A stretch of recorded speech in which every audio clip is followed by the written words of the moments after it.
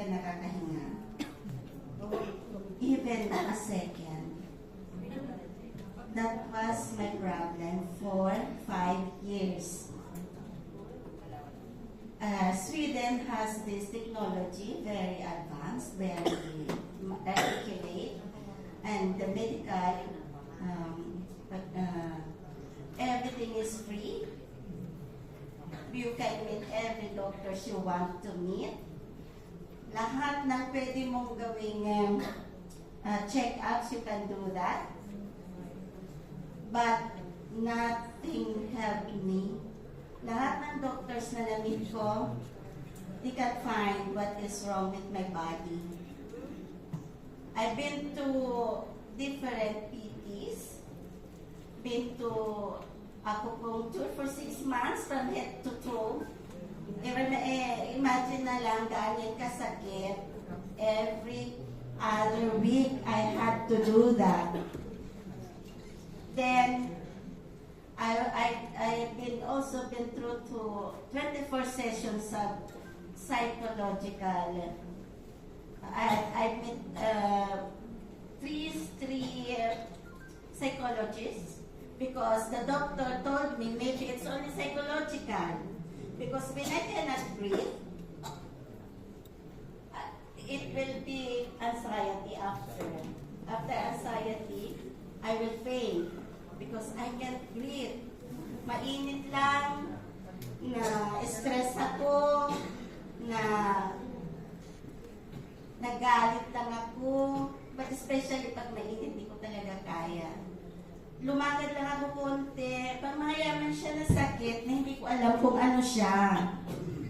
Kasi tayong mahihirap, kailangan natin mag-work because we can't live without working. Kailangan natin ng financial solution sa lahat ng bagay, di po ba? But I can't. Even if I want to breathe, I can't breathe. Tapos, dumating na yung time na one day, alam niyo yung feeling na sinasabi ng tao na naghahabol ka na ng last breath mo? I've been there. Na nangungunyapit na ako sa wall. Ay, nag-iisa ako that time. My husband was not at home. Yung nagkahulog-hulog na ako because I was trying to climb kasi inaabot ko yung air. Just to breathe. Na lahat ng pwedeng ibigay sa akin ng asawa ko, I am very, love ako masyado ng asawa ko na even the last penny in his pocket, he will give to me. Pero wala siyang magawa. Kasi na-meet ko na lahat ng doctors sa Sweden. Even pag nauwi ako dito sa Pilipinas, lagi ako nasa emergency room. Suki ako ng emergency. Kasi kaya natutuwa sa akin yung may-ari ng hospital. Kasi kung nakita sila sa akin, ako ang naghihirap. Sila yung mayaman because of me. Then yun yung time na yung sabi ko na naghahabol ako ng hininga. That was the moment na sabi ko, ito na yata ang last day ko. But, yung willpower ko, malakas. Because I was thinking about my children, I was thinking about my husband na may iwan ko. Kasi, hindi kaya ng husband ko pa akong mauna. Tapos yung mga anak ko, wala pa akong apo. I want to meet my apos muna before that time. Tapos, of course, lahat tayo papunta doon, di po ba? But nag-hope tayo na sana bigyan pa tayo ni Lord ng longer life. At that time, hindi na talaga ako makahinga, nahulog na ako sa sopa, nagulong-gulong na ako kasi hinahabol ko talaga yung hininga ko. I prayed to God. Masabi ko na sana ihabaan pa niya ang buhay ko. Baka meron pa akong purpose na hindi ko pa alam kung ano. And He answered my prayer. Naka-recover ako that time and I was so thankful. Then, to make the story short, wala akong social media for years. Mula nang may namimit ako na friends and mga katrabaho ko, alam mo yung feeling mo, caveman ka, kasi sabi nila, wow, you don't Facebook. Sabi ko, anong meron ko walang Facebook? Because the doctors told me not to. Kasi madali akong ma-stress. Na-stress na ako, nagkaka-anxiety ako kaagad. So I can't. But last year, I started to have social media. After opening social media, so the friends came along, ano na. Then I met my long lost friend, who is the wife of my elementary school classmate. And we had this video call, and she saw me na hindi ako makahinga. And she asked me why. I told her this is my problem for 5 years na. And she said, I want you to introduce to the product that I am taking, which is good. Then I asked her, ano yan? And she said, stem cell, it's 4th year. I told her, I know stem cell because I am an assistant nurse by profession, sterile technician by profession. So I told her, sige, itanong ko kay husband. Kasi tinanong ko, it's expensive, it's pricey. Pag ganitong mga mahihirap lang tayo, of course, it's our first impression. Mahal yan. Di po ba? We will think first kung kaya natin yan. But I asked my husband, and hubby told me, why not try it? Kasi sabi niya, para sa Tagalog, ang pera nahahanap. Pero, matagal na tayo naghahanap ng solution for you. Hindi natin nahanap. Maybe this will help. Ang mga Swedish, skeptical po yan. Hindi basta-basta naniniwala na kung ano-ano.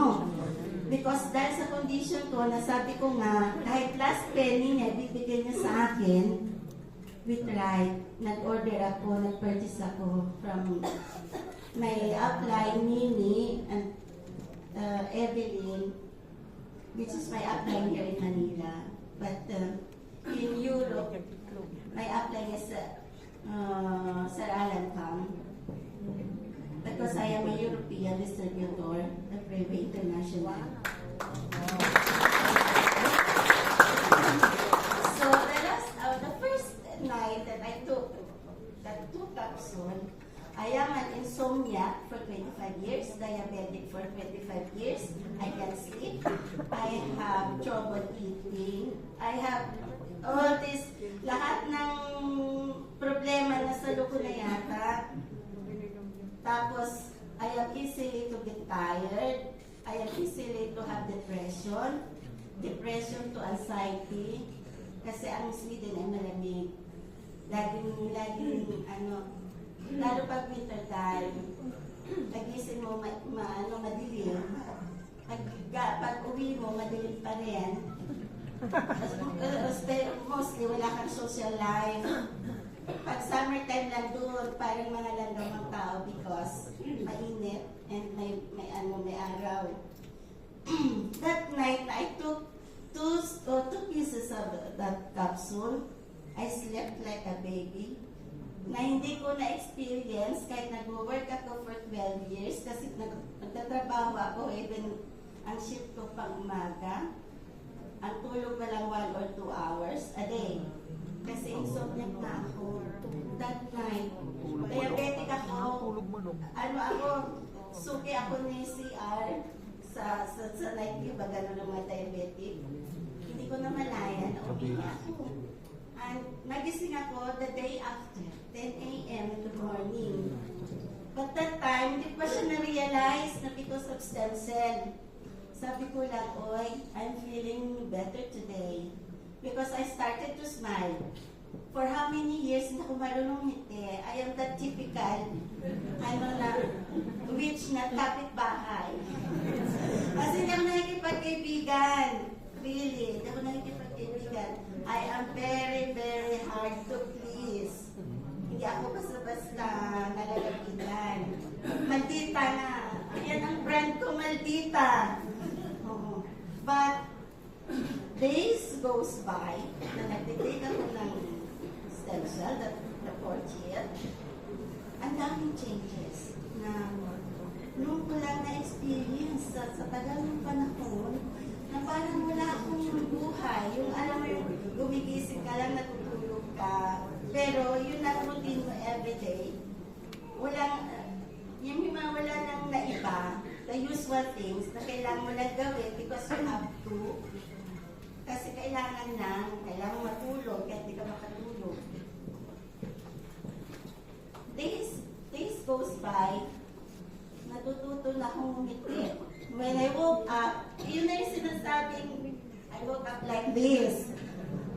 Kasi, nakasmile na ako. Ilang taon hindi ako nananalamin. Because I had this psychological trauma. Somebody told me na hindi ako maganda. O, totoo, hindi ako maganda. I'm so pangit, he said. Kaya nung nag-take na ako ng 4th year, nung ka lang na-feel, I'm beautiful.